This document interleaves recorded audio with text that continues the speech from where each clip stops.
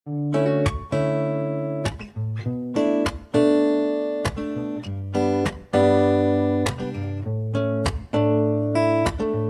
guys and welcome back again to my channel. So for today's video, i-update ko naman kayo kung ano yung mga nangyari sa nakaraang buwan na to. So sa mga nakalipas na buwan, siguro mga 4 or 5 months na akong hindi nakakagawa ng video. So i-update ko kayo guys kung bakit natagalan. So yun na nga po, nanganak na ako noong August 8, 2023 via cesarean section delivery. So it is a healthy baby girl. So, yun na nga guys, ang kwento, ganito siya. So, before that, 2 days before ako pa-schedule for CS, nakapagawa pa ako ng video pero hindi ko lang siya na-upload. So, um, August 7, nagpa-check up kami, last check up. So, sabi ni OB, pwede akong mag-normal. So, itatry daw namin ng normal. Pero, ang naging problema, ganito kasi yun. So, ever since na na-detect na si baby sa ultrasound, yung position niya is breech position. So, suhi yung position ni baby. So, before ako mag 37 weeks, nag-position na siya, nagsepalit na siya. So, yung ulo niya is nasa baba na. So, pwede ako mag-normal. And naging problema is lumaki na si baby. Kasi dahil alam ko naman si CS din ako, hindi na ako nag-diet pa kung ano yung mga kinakain ko. So, hanggang lumaki na talaga si baby. So, syempre, considering my age, 40 na ako, syempre baka hindi ko kayanin pa yung pag-labor. So, nag-decide kami, nagpa-CS na nung August 8. So, nung August 8, pinapunta kami ng 12 o'clock. So, nagsinalang ako ng 5 o'clock. Siyempre, may mga preparations pa yon. So, ang dami pang gagawing mga test, ganyan. So, yun na nga guys. So, by nung gabi, nakalipat na ako sa regular room. So, nung kinabukasan, ni-room in na si baby. So, dahil wala kaming naging complications or any ano ni baby, after 2 days na discharge kami. So, thankful ako guys. So, thankful ako kay God na naging smooth talaga yung ating panganganak. So, and yung first day of ano ko pa lang, pagbubuntis is naging okay na. Kasi wala akong naging complications, sugar, BP, ganyan. So, yun na nga guys. And si baby, healthy siya, kaya discharge na kami. So, nakapag-vaccine na si baby doon bago kami na-discharge. And then, nakapag-vaccine na din si baby sa kanyang pedya. Nakuha na din namin yung kanyang newborn screening. So, okay lahat. Within normal lahat yung nakalagay doon. So, thankful ako guys. So, yun na nga guys. And, in-update ko lang kayo kung anong nangyari sa akin para makapag-vlog ulit para hindi naman kayo nagtatanong bakit ang tagal kong hindi nag-vlog. So, ito na guys. Busy lang talaga ako and ngayon we are preparing for the binyag. So, busy pa rin. Pero yung binyag guys, hindi naman siya ganun kaganda, or hindi naman siya ganun ka garbo, ganun ka ano, tama lang kung hanggang saan lang yung pera namin dun lang. So, papakita ko na lang sa inyo guys, yung binyag. So, isasama ko kayo doon. And ano pa ba? So, ngayon si baby guys is going 4 months sa December 8. So, naka formula milk kasi nga hindi ako nakapag-breastfeed dahil hindi ako pinagpala, wala akong lumabas na gatas, and so yung kanyang milk is non-Opti-Pro 0 to 6. Ilalagay ko na lang dito yung mga pictures and yung uh, nagawa kong video bago ako manganak. So, yun lang guys. So, hi guys and welcome back again to my channel. So, for today guys, i-update ko kayo sa aking nalalapit na panganganak. So, anytime, pwede na akong manganak kasi 37 weeks na ako. And, bear with me guys kasi hinihingal ako. So, yun na nga guys. So, kung napapansin nyo yung sa likod ko, yan, crib yan. So, hindi pa siya naka-assemble. So, pag-uwi na lang namin. So, yun nga nabanggit ko sa last vlog ko na bakit mapapaaga ko manganganak instead of yung of August 25 kasi yung nakalagay sa first ultrasound ko na EDD ko is August 25. Pero nung binilang ni Doc, 37 weeks na ako ngayon.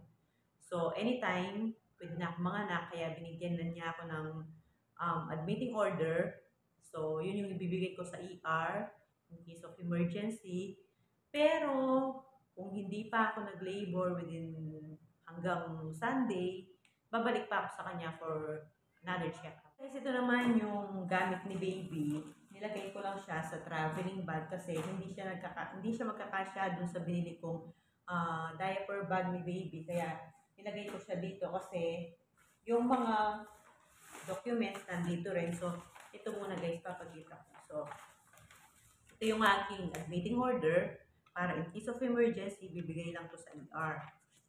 And then, ito yung bigay na list ni doktora. Ito yung things to bring on your big day. So, lahat dito naka-specify na kung alin yung dadalhin kasi yung mga nakalista dito, ibibigay dun sa nursery room na gagamitin ni baby. So, ito naman, itong mga daladala ko to, mga documents namin, and then yung mga laboratory ko from the start, and then yung ultrasound nung unang ultrasound, and then yung last ultrasound ko. So, lahat dito nakalagay. And then, mga Xerox ID, ganyan, marriage contract, so nandito. So, ito, lalagay ko rin dito, and then, dadalhin din namin ito. So, ito naman yung mga gamit ni baby, guys. So, ito yung from day 1 to day 3. So, ayan, nilibilan ko lang siya ng ganyan. And then, nilagyan ko siya ng apelido para alam din ng nurse, hindi siya maliligaw. So, ito, day 1, day 2, and then day 3. So, ito yung damit na gagamitin ni baby. And then, extra damit in case of And then, ito yung yung pinapadala ni doktora, yung nandun sa checklist. So, meron ditong alcohol, baby oil, diaper, and then cotton. So, dun sa checklist, wala siyang sabon, pero ako ng maliit na Cetaphil para in case na humingi sila. And then, ito rin, yung gatas na nakalagay din dun sa checklist kasi ito yung gagamitin ni baby. So, yun lang yung mga gamit na dadalhin ko para kay baby kasi yun lang yung nasa checklist, and then yung damit. And then, ito naman guys, sa ibang ito yung aking mga gamit. So, nandito na lahat. Yung susuotin ko, diaper, baka in case of mahingi silang diaper, nandito. Pero, yung diaper guys, yung adult diaper, nandun din sa checklist ni doktora. So, lahat nandito na lahat. So, yun na nga guys, ready na kami sa aking panganganak, sa aking big day. So, sana pag-pray nyo ako para maging lahat ng prosesong gagawin, lahat ng maging normal, maging smooth. So, pray for me guys. Nandito na kami sa room. So, nanganak na ako and hindi ako nakapag-update sa inyo. So, after admit ako Tuesday, August 8, and then ngayon mali-discharge na ako August 10. So, nandun na si Daddy sa billing, so hindi ko na kayo na-update pa kasi hindi ako masyadong makatayo-tayo kasi nga masakit siya. So, first time kong ma-say yes. Know what it's like, felt this before. You don't feel right when your head feels sore, but it's so fine to feel this way. Don't waste your time on such a sunny day. And I know it's difficult to be happy when nothing goes your way.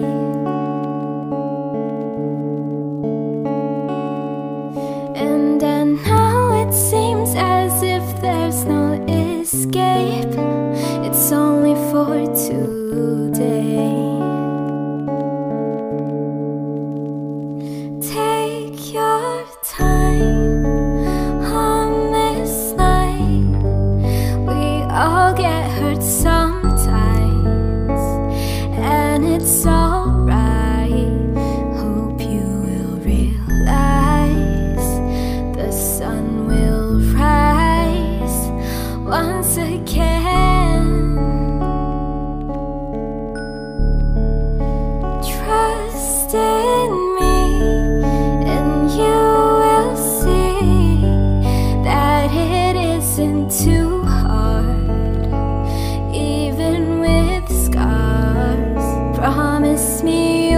smile that you'll come round once again.